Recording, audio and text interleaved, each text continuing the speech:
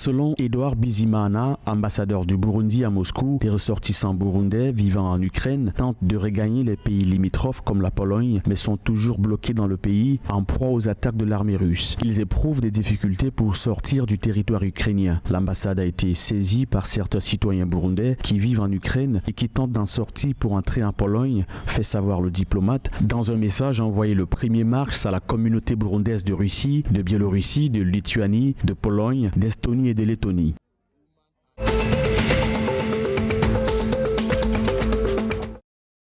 L'Assemblée législative de l'Afrique de l'Est a décidé le 1er mars de mettre de côté le débat sur un rapport sur les progrès réalisés dans l'intégration du Soudan du Sud dans l'union douanière du bloc des 6 membres afin d'envoyer un message fort à Juba après que son ministre chargé des affaires de l'EAC n'a pas comparu à la Chambre pendant près de 2 ans. Les législateurs ont décidé de suspendre le débat sur le rapport jusqu'au 2 mars dans l'espoir que Deng Alor Kyol, le ministre sud-soudanais chargé des affaires de l'EAC, se présente physiquement ou virtuellement.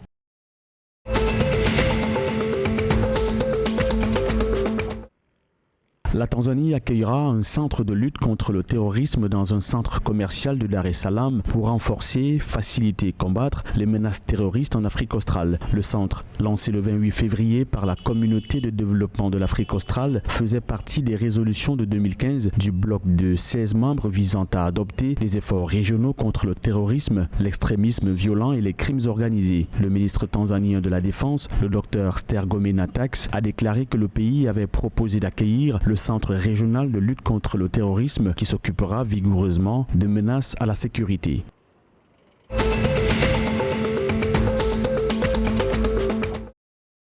Au moins 440 civils ont perdu la vie dans des combats brutaux entre factions rivales dans le sud-ouest du Soudan du Sud entre juin et septembre 2021. L'annonce a été faite le 2 mars par les Nations Unies à travers un rapport. Le document fait suite à un avertissement des Nations Unies le mois dernier selon lequel le pays le plus jeune du monde risquait un retour à la guerre avec des épisodes de violence interethnique et des luttes intestines politiques menaçant d'annuler les progrès réalisés dans la mise en œuvre d'un processus de paix encore instable.